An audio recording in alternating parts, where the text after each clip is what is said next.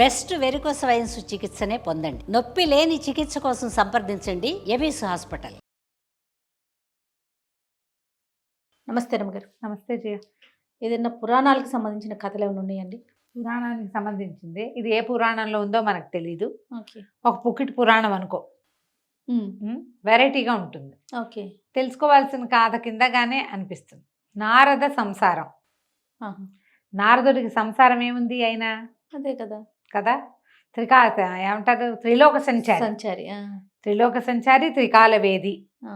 చాలా అద్భుతమైన వాడు. బ్రహ్మ మానస పుత్రుడు.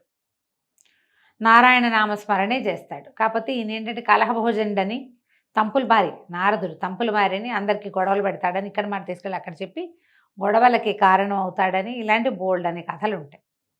ఈయనకట నారదుడికి తనొక్కడే బ్రహ్మచారినని, ఏ మాయలోనూ తగలకుండా ఉన్నానని ఆయన ఫీలింగ్, ఆయన ఉద్దేశం. ఇది ఒక కథగా చెప్తారనమాట. ఇది జరిగిందో లేదో అయితే మనకు తెలియదు.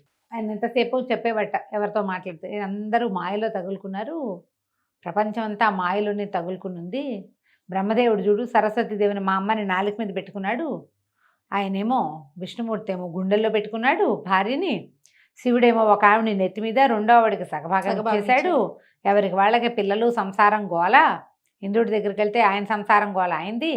ఎవరి దగ్గరికి వెళ్ళినా, భూలోకానికి వెళ్ళినా, ఆకాశంలో స్వర్గలోకానికి వెళ్ళినా అందరూ మాయలో చిక్కుకుని ఉన్నారు, ఇదంతా మాయ అని అంటూ ఉండేవాడు. ప్రతి వాళ్ళు అనుకున్నాడు ఈయనకి ఎప్పటికి తెలిసి వస్తుందో అలా అనుకునేవాళ్ళు. అయితే ఏమైందట, ఎప్పుడూ ఒకళ్ళ మీద ఒకళ్ళకి గురించి కామెంట్ చేయటం కూడా ఉండేది. వీళ్ళ మీద వాళ్ళ దగ్గర వచ్చాక అక్కడ విషయం ఇక్కడ కామెంట్స్ కూడా చేస్తూనే ఉండేవాడు. ఆయన తీరది.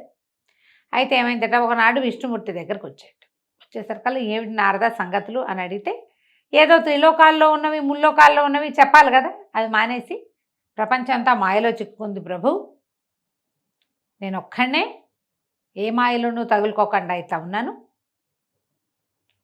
వీళ్ళందరూ మాయలో తగులుకున్నారు అన్నట్టు. అనేసరికల్లా విష్ణుమూర్తి అన్నట్ట, అవునులే అది కరెక్టే, పదాట నడిచొద్దాం అని చెప్పేసి ఆయన్ని తీసుకుని భూలోక సంచారానికి వచ్చేట. ఇద్దరూ నడుస్తూ ఆ కబుర్లు ఈ కబుర్లు పిచ్చాపాటి చెప్పుకున్నాక మంచి నట్టడవిలోకి వెళ్ళాక దాహం వేస్తుంది నారద అన్నట్టు. విష్ణు ముల్లోకాలకి తిండి పెట్టే తండ్రి ఆయనకి దాహం ఏమిటి, మారదు, చిక్కుపోయాడు విష్ణుమాయలో. అయ్యో దాహం వేస్తుందా, ఉండండి నీళ్లు నయమో చూసొస్తానని దబదబా వెళ్ళిపోయాడు. వెళితే కొంచెం అవతలగా ఒక పెద్ద కొలనుందట. ఈయన విష్ణుమూర్తి చెట్టు దగ్గర నుంచున్నాడు. ఈ నుంచున్నట్టే ఉన్నాడు, శంఖచక్రాలు అవి పట్టుకుని. నారదుడు వెళ్ళిపోయి ఆ చెరువు చూస్తే పెద్ద చెరువు, దాని నిండా తామర పువ్వులు, తుమ్మెదలు తిరుగుతున్నాయి, చక్కగా తేటగా నీరు కనపడుతుంది. ఎంత దూరమో నడిచారట, కాళ్ళు లాగేస్తున్నాయి. నీళ్ళల్లోకి దిగి మంచినీళ్ళు పడదామని చెప్పి ఏం చేశాట, నీటిలోకి దిగేసరికి చల్లటి నీళ్ళల్లో కాళ్ళు పెట్టేసరికి జల్లుమంది ఒళ్ళు. ఒక్క నిమిషం పాటు అమ్మాయి చాలా హాయిగా ఉంది, ఎంత హాయిగా ఉందో. ఒక్క మునకేసి, ఒక గుక్కెడు నీళ్ళు తాగి ఒక్క మునకేసి అప్పుడు తామర ఆకుని దీనిగా చేసి దున్నెగా చేసి నీళ్ళు పట్టుకుంటామని ఏం చేశాట ఆయన, వీణ అవి ముందే గట్టు మీద పెట్టాడు, నీళ్ళల్లో మునిగాడు. నీళ్ళలో మునిగి లేచి పైకి లేచేసరికల్లా ఆయన మెళ్ళలో తులసి పేర్లు ఉంటాయి, తులసి పూసలు ఉంటాయి, తులసి పూసలేమో ముత్యాలుగా మారిపోయినాయి. చేతులకి అవి కూడా తులసి మాలలు కట్టుంటాయి, పూలమాలలు అవి కట్టుంటాయి, అవన్నీ గాజులుగా మారిపోయినాయి. ఆయన పిల్లక జుట్టు కాస్త బారెడు వాలు జడగా మారిపోయింది.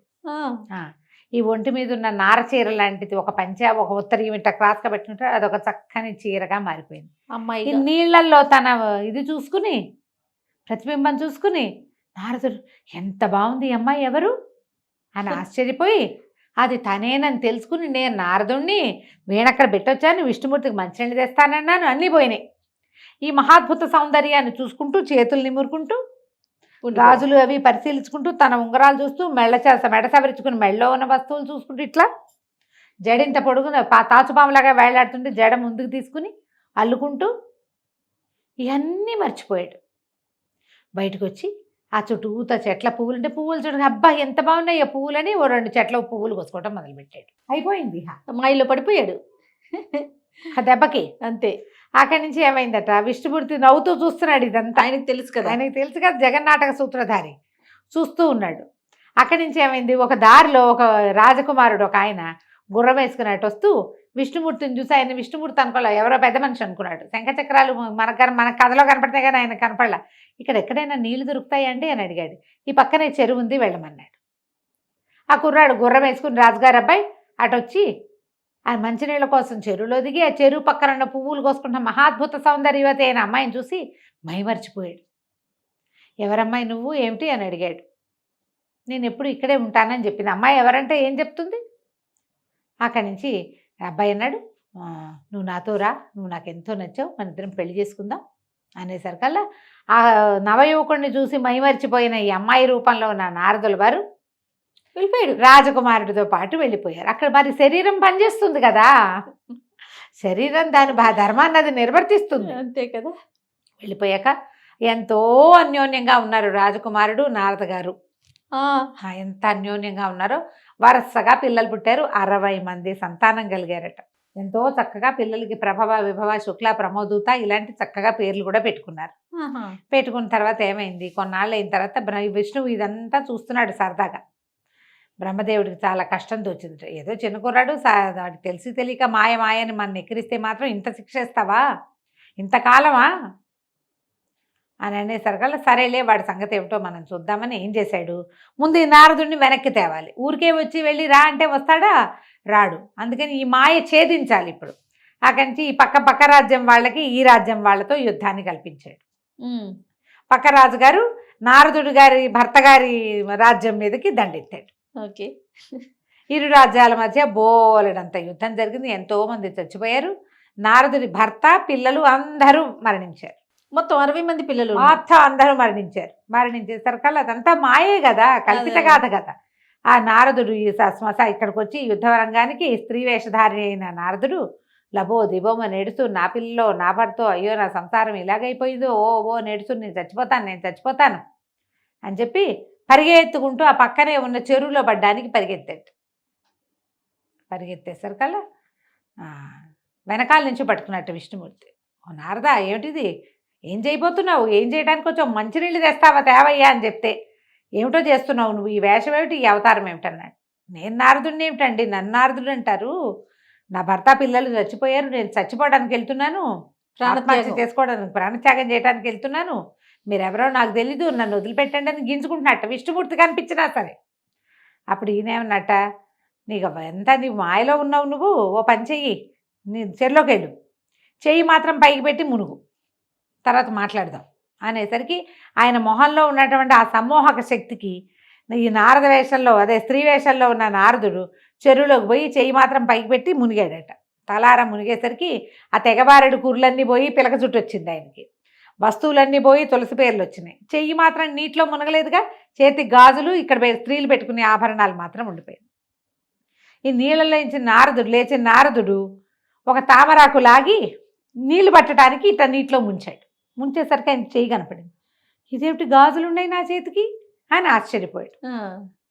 గాజులున్నాయి, ఆ గాజులు చూసుకుంటుంటే ఆయనకి కలలాగా తన అమ్మాయిగా మారిపోవటం, అవన్నీ గుర్తొచ్చాయి. పెళ్లి చేసుకోవటం, భర్తతో స్వర్గసుఖాలు అనుభవించడం, 60 మంది పిల్లలు పుట్టడం, అది పెద్ద యుద్ధం రావటం, వాళ్ళందరూ చచ్చిపోవటం అన్నీ కనపడ్డాయి. కానీ ఆయనకు దుఃఖం కలగల. ఇదేంటి కలలాగా ఇలా ఉంది అని అనిపించింది.